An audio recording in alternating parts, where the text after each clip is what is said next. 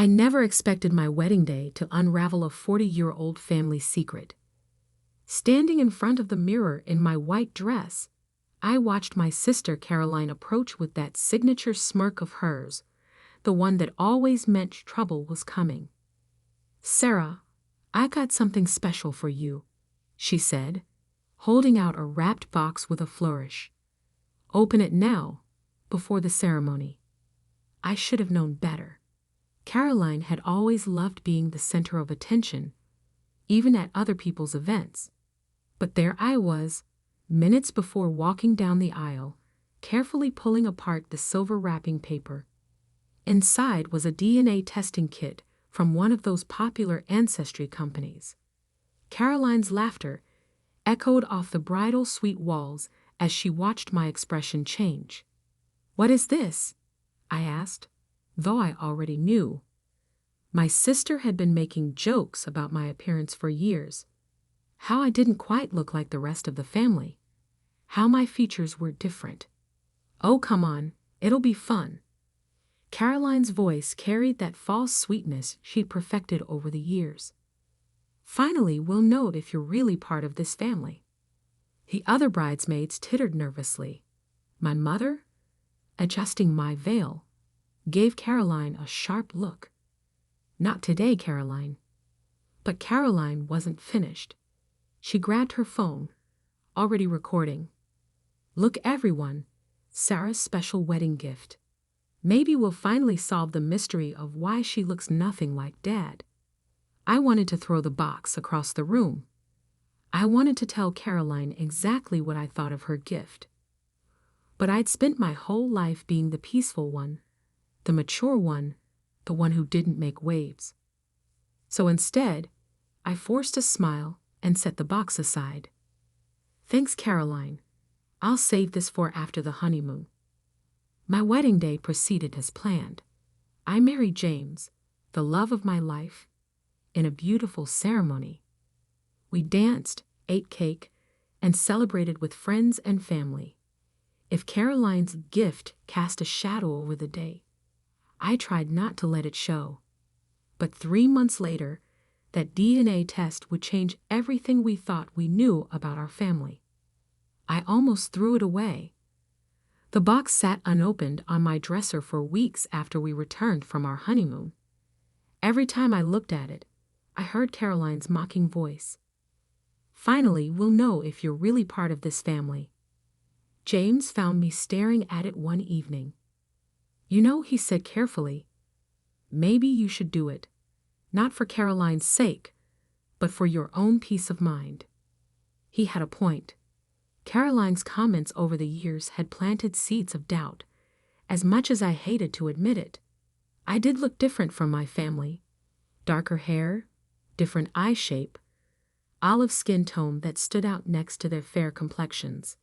I'd always attributed it to random genetic variation, but "Fine," I said, ripping open the box. "Let's solve this mystery once and for all." The test was simple enough, just a tube to spit in and mail back. I sent it off the next day, trying to put it out of my mind. Weeks passed. Life returned to normal. James and I settled into married life. Work kept us busy, and I almost forgot about the test entirely. Then the email arrived. "Your DNA results are ready." I was at work when I got the notification. My finger hovered over the link, suddenly unsure. Did I really want to know? What if Caroline had been right all along? Taking a deep breath, I clicked. The first page showed my ethnic background, a mix of European ancestry with some Mediterranean thrown in. Nothing too surprising there. But when I clicked on the DNA Matches tab, my world tilted on its axis. There, at the top of my matches, was a name I didn't recognize. Michael Stavros. Relationship. Parent/child match. I stared at the screen, my coffee growing cold beside me. This had to be a mistake. My father was William Chen, not Michael Stavros. I'd never even heard that name before. With trembling fingers, I scrolled down. There was Caroline, listed as a half-sibling. My mother showed up as expected. But where my father should have been, there was only this stranger's name. I must have sat there for an hour, trying to make sense of it. Questions swirled through my mind. Who was Michael Stavros? Did my mother know him? Had my whole life been built on a lie? Finally, I did what I always did when I needed answers. I called my mother. Mom. My voice shook slightly. The DNA results came back. A long silence followed. Then so quiet, I almost missed it. Oh. Mom, who is Michael Stavros? The sharp intake of breath told me everything. She knew exactly who he was. Sarah, honey, I think we need to have this conversation in person. That evening, I sat in my parents' living room, the same room where I'd played as a child, where we'd celebrated birthdays and holidays, where family photos, including my father's proud smile, lined the walls. Now it felt like being in a stranger's house, where nothing was quite what it seemed. My mother's hands trembled as she clasped her teacup. My father, or the man I'd always known as my father, sat rigid in his armchair, staring at some point in the distance. Caroline, who I'd called despite my better judgment, perched on the edge of the sofa, for once without a smirk. I never thought. My mother began, then stopped. Started again. We never meant for you to find out like this. Find out what exactly? My voice came out harder than I intended. That the man I've called Dad my whole life isn't really my father. That you've been lying to me for 30 years. Sarah, my father spoke for the first time, his voice rough. Biological or not, you're my daughter. Nothing will ever change that. Tears pricked at my eyes. Then tell me the truth. All of it. My mother set down her teacup, hands still shaking. It was 40 years ago. Your father, William, and I were having problems. We'd been trying for a baby for years with no success. The fertility treatments weren't working. We were fighting all the time. She paused, gathering herself. I took a trip to Greece to clear my head, I told myself. That's where I met Michael. He was kind, charming. It was just supposed to be a summer fling. A few weeks to forget my problems. I never meant. You had an affair, Caroline interrupted, voiced sharp with accusation. Yes, our mother whispered. When I came home, I discovered I was pregnant. With you, Sarah. William and I had been intimate around the same time. So I convinced myself the baby was his. I wanted to believe it so badly. But you knew, I said. It wasn't a question. You knew there was a chance. She nodded, tears flowing freely now. As you grew up, it became obvious. Your features, so different from ours. But William never questioned it. He loved you from the moment you were born. I looked at the man who had raised me, who had taught me to ride a bike, who had walked me down the aisle just 3 months ago. His eyes met mine, filled with a lifetime of love, and now, fear. Did you know? I asked him. He shook his head slowly. I suspected perhaps, but it didn't matter. You were mine from the first moment I held you. Caroline stood abruptly. This is insane. Our whole family is a lie. Dad, how can you be so calm about this? Because family is more than blood, he answered firmly. Sarah is my daughter, regardless of DNA. But Caroline wasn't listening. She was scrolling through her phone, face growing paler by the second. Oh my God, she whispered. Oh my God. What? I asked, though part of me already knew what she'd found.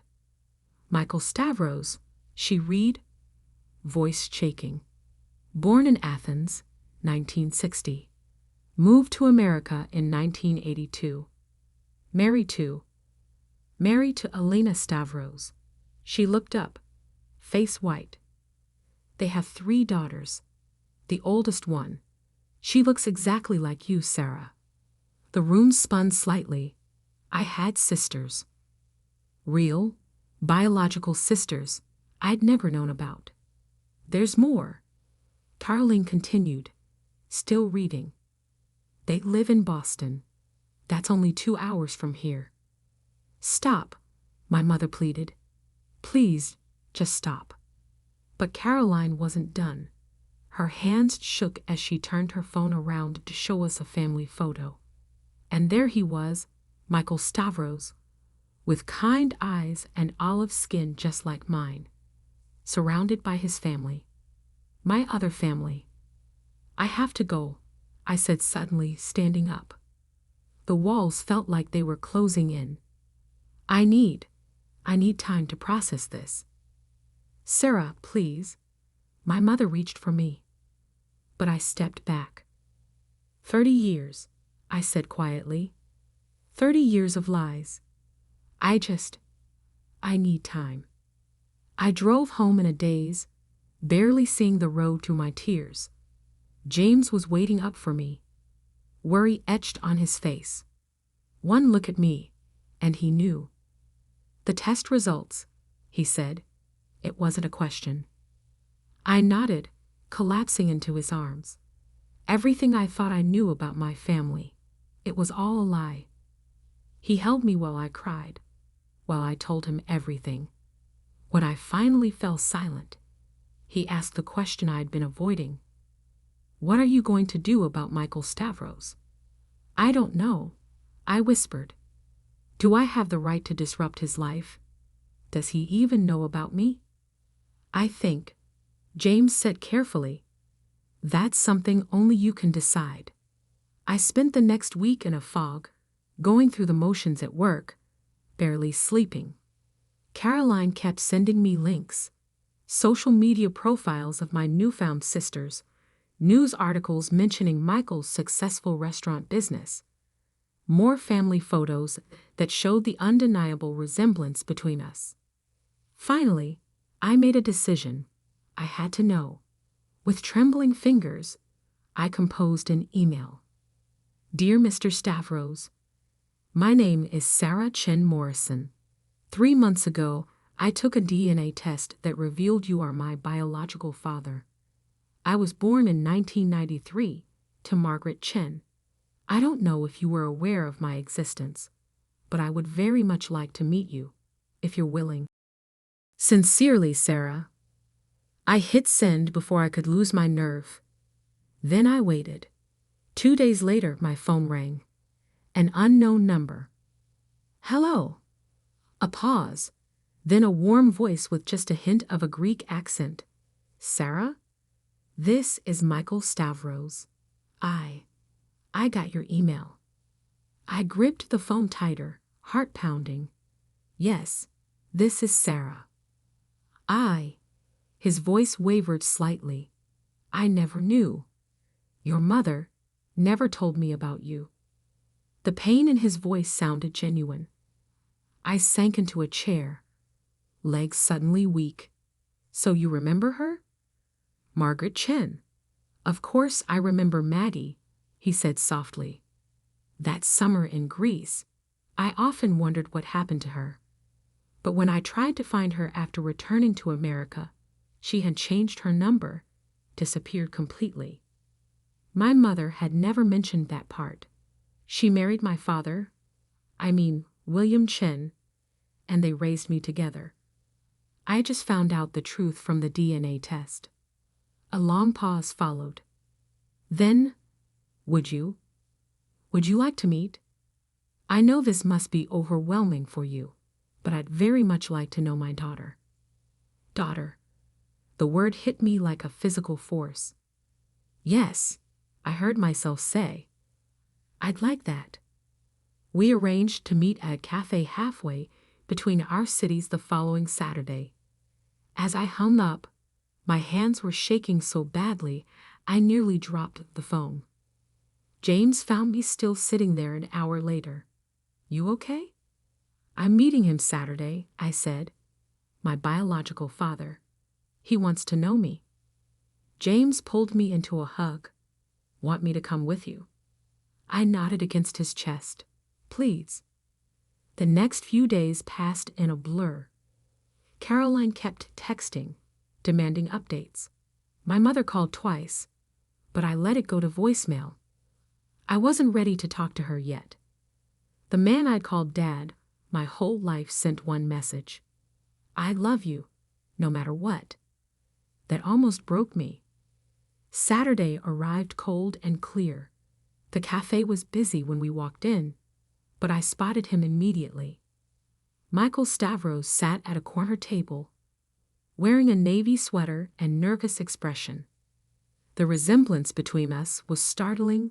Same dark hair, same olive skin, same slight curve to our noses. He stood as we approached, hands fidgeting with his coffee cup. "Sarah?" "Yes." My voice came out barely above a whisper.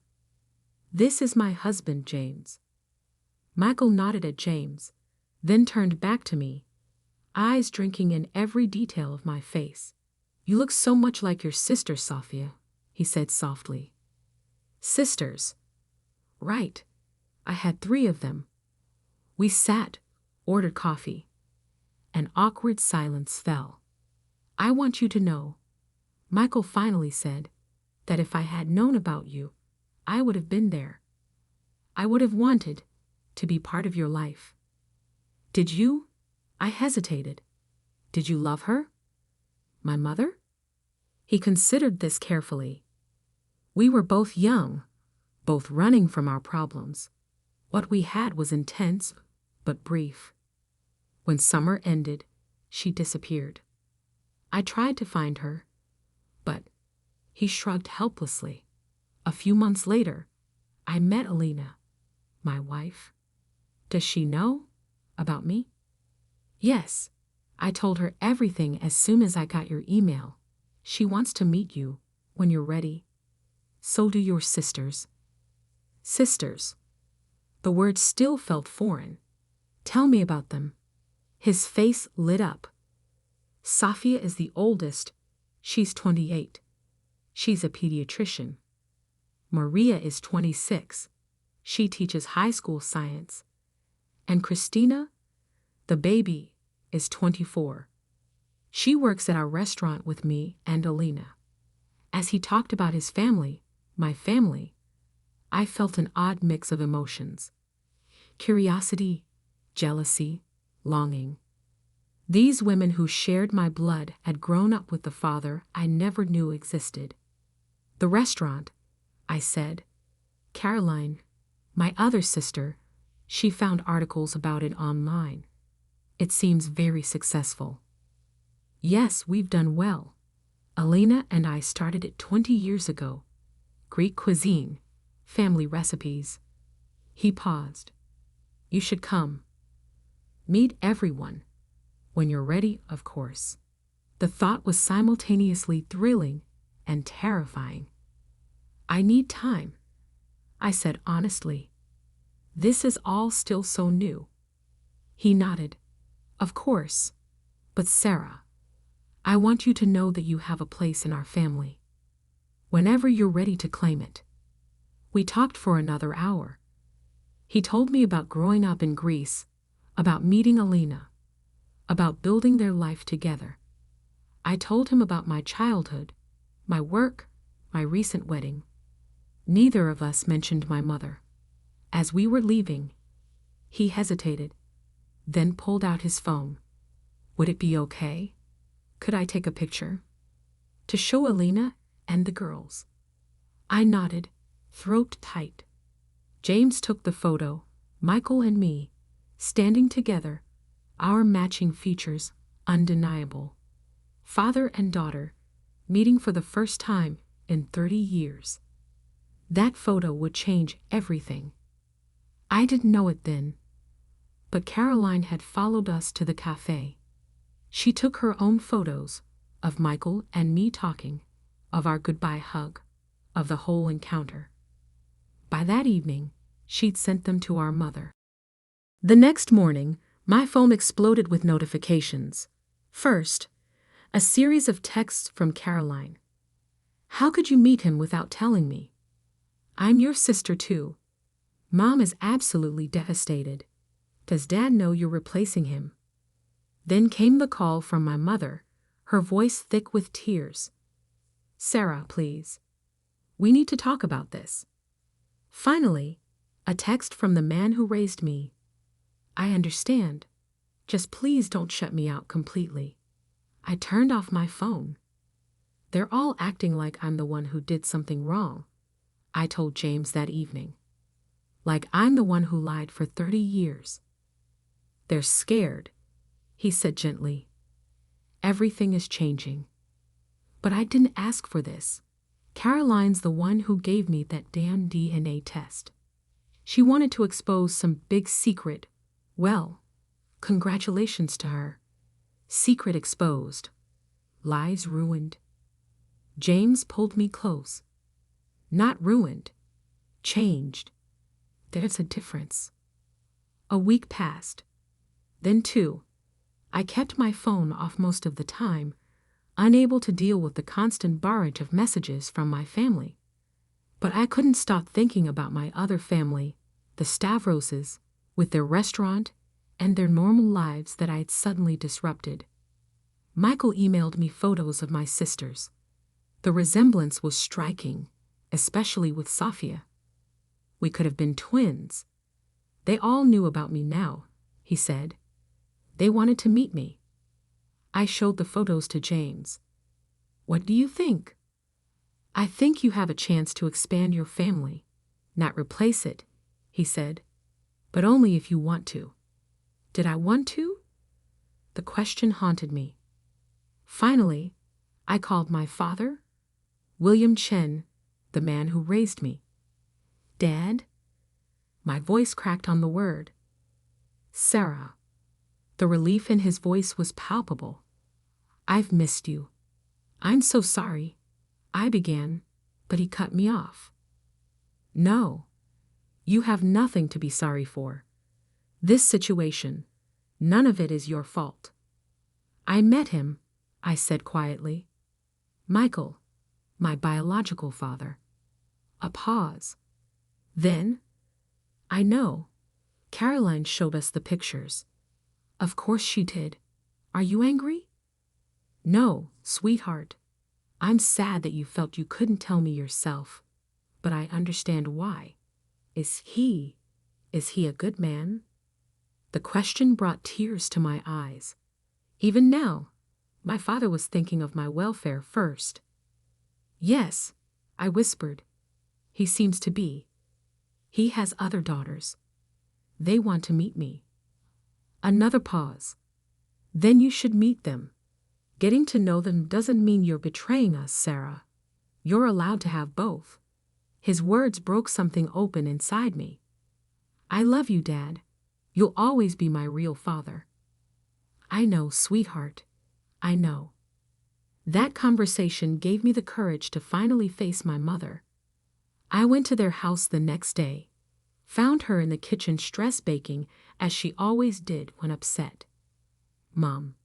She spun around, flour on her cheeks, eyes red from crying. Sarah. Oh, honey, I'm so sorry. For everything. We talked for hours. Really talked, for maybe the first time in my life. She told me about that summer in Greece, how lost she felt, how Michael had seemed like an escape, how terrified she'd been when she realized she was pregnant, how my father had never once made her feel guilty, had simply loved me as his own. I should have told you the truth years ago, she admitted. But I was scared of losing you. You'll never lose me, Mom. But no more lies, okay? She nodded, tears flowing freely. No more lies. Caroline was harder to deal with. She showed up at my house unannounced, full of righteous indignation. So you're just replacing us with your new family, she demanded. 30 years of sisterhood means nothing. You're the one who gave me that DNA test, I reminded her. You wanted this truth to come out. To tease you, not to actually find out our whole family was built on lies. I looked at my sister, my half-sister really looked at her. You're not mad that I'm meeting the Stavroses? I realized. You're mad that I have other sisters now, that you're not special anymore. She burst into tears. It's always been you and me, she sobbed. Even when I was awful to you, you were still my sister, my only sister. And now I have other sisters, I finished gently. But Caroline, that doesn't make you any less my sister. We grew up together. We share a mother, a lifetime of memories. Nothing can change that. It took time, but gradually things began to settle into a new normal. I met Elena, Michael's wife, who welcomed me with open arms and tears in her eyes. I always wanted 4 daughters, she told me, hugging me tight. My sisters, the Stavros girls, were amazing. Sofia immediately added me to their sister group chat. Maria sent me years of family photos to catch up on. Christina started teaching me Greek cooking via FaceTime. We had our first full family dinner 2 months later, both my families together. It was chaotic and emotional and wonderful. My mother apologized to Michael. Michael thanked my father for raising me. Caroline and Christina discovered a shared love of reality TV. Alina and James bonded over their mutual love of gardening. Looking around that table, my father deep in conversation with Michael, my mother showing Elena old photos on her phone. All 5 of us sisters squeezed together on one side of the table laughing about something. I realized James had been right. My family hadn't been ruined by the truth. It had grown. Where once I had 1 sister, now I had 4. Where once I had 2 parents, now I had 4. The lies were gone, replaced by something real and beautiful. Caroline caught my eye across the table. I'm sorry about the DNA test, she said quietly. I never meant. I know, I interrupted. But in a way, I'm glad you did it. Look what we gained. She smiled, a real smile this time. Yeah. But next year, I'm just getting you normal wedding china like everyone else. That made me laugh. And sitting there, surrounded by both my families, the one that raised me and the one I found, I felt complete in a way I never had before. Sometimes the truth hurts. Sometimes it changes everything we thought we knew about ourselves and our family. But sometimes, if we're lucky, it leads us exactly where we were always meant to be. 6 months later, Alina and my mother jointly threw me a birthday party at the Stavros family restaurant. All my siblings were there, Caroline and my 3 Stavros sisters. Both my fathers gave speeches that made everyone cry. And when it came time for gifts, Caroline handed me a small box. Don't worry, she said with a wink. It's just a scarf this time. The DNA test that was meant to hurt me had instead completed me. It had given me not just answers, but an entire family I never knew I needed. And looking around at all these people who loved me, some by blood, some by choice, all by heart, I knew that family was so much more than DNA. It was love, in all its messy, complicated, beautiful forms. And I had enough love for all of them.